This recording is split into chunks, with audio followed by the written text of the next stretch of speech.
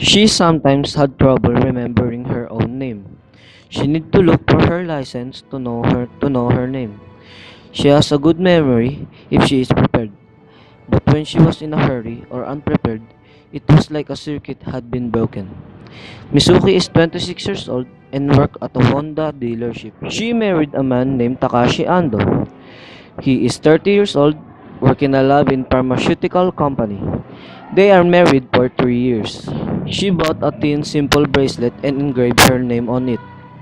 If she forgot her name, all she had to do was glaze down on her wrist. She didn't tell her husband about her problem because her husband will just think that she is not happy with their marriage. Her husband was overly logical about everything. He always theorizing. Mizuki and her husband had recently taken out a mortgage and bought a condo in a new building in Shinagawa. Work. Mizuki continued to use her maiden name. She knew that in order to change it, she had to change all the data relating to her in the computer system. She got her the position after she graduated from a women's junior college in Tokyo. It is because of his uncle, an executive at Honda. Mizuki is good in her work. She is a good conversationalist and she had a winning smile that always put customers at ease. She went to a large hospital and explained her situation. But the young doctor in charge, who doesn't look appropriate, he is more like a patient than a physician, who didn't take her seriously. In the newsletter for the local ward, Mizuki came across an article announcing that the ward office would be opening a counseling center. The Shinagawa ward opened twice a month and would stop by a professional counselor, offering private sessions. When she arrived at the counseling center, she found out that she is the only client. Meanwhile, in the counseling room, Bond works in the ward office here, you see? He's the section chief of the public works department. That's how we were able to get support from the ward and open the center. Actually, you're our first client and we're very happy to have you. I don't have any other appointments today. So let's just take our time and have a good heart-to-heart talk. It's very nice to meet you. Tapos, you can rest assured that I have a degree in counseling and lots of experience. That forgetting one's name might be connected with a more serious disease. Are there cases of this? I believe that there are any diseases that have the sort of defined early symptoms. Little concerned, though the symptoms have got worse over the past years. I suppose it's possible that this could lead to other symptoms, or that your memory loss could spread to other areas. So let's take it one step at a time and determine where it all started. How long have you been married? 3 years. What kind of work do you do? Office work. How is your health? Fine, I guess. Mrs. Sakaki began by asking several basic questions about Mizuki's life. She went on to ask her about her childhood, about her family, her schooling, things she enjoyed, things she didn't, things she was good at, things she wasn't. Mizuki tried to answer each question as honestly and as quickly as she could. Mizuki had grown up in a quiet, ordinary family. Her father worked for a large insurance company and thought her father weren't affluent by any means. She never remembered them hurting per man. Her father was a serious person. Her mother was on the delicate side and a bit of a knob. Her older sister was always at the top of her class, though Mizuki felt she was a little shallow and sneaky.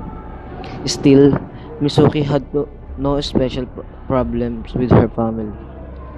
She never had any major fights with them. Mizuki herself had been the sort of child who didn't stand out. She never got sick. She didn't have any hang-ups about her looks, though nobody ever told her she was pretty. Either, she saw herself as fairly intelligent, and she was always closer to the top of the class than to the bottom. But she didn't excel in any particular area. She had some good friends in school, but most of them had married and moved to other cities, and now they rarely kept in touch. Second session with Mrs. Sakaki. After Mizuki's talk to Tetsuko, she felt as if a burden had been lifted from her. Mrs. Sakaki asked her if her name was related to some place she had been or to a pet she named after her, and asking her if she remembers something.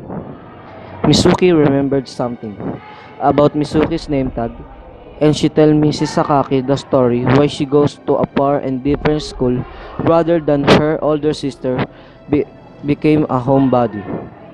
And she also recalled that Yuko, her roommate, asked her to keep her name tag for her while she's gone because she's scared that a monkey might steal it and run off with her name tag.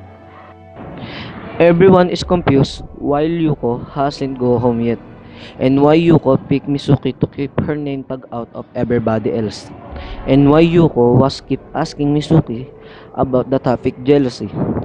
After a few days, Mizuki found out that Yuko committed suicide.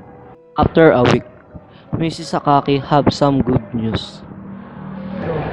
I found a solution. I believe these are yours. Where did you get this? My husband is an officer, and he caught a man who stole your name tag and Yuko's. Here?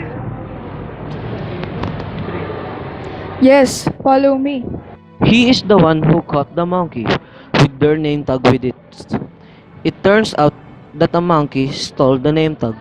Mizuki recalled what Yoko said about a monkey running off with her name tag. I am very sorry. He can talk. Yes, I can. And I also took 2 bananas on the table. Why did you steal the name tag? I do. It's a sickness I suffer from. Why were you trying to break into our dorm to steal Yuko's name tag?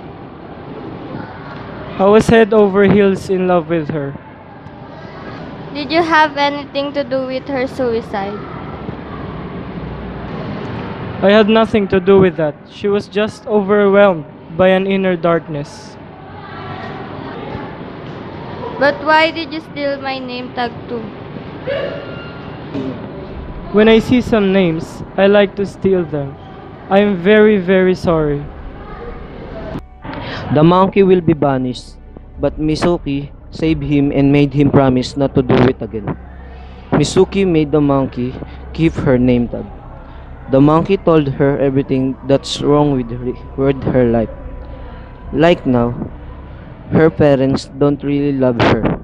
Mizuki learned to cry and accept all the bad things regarding her life and her name.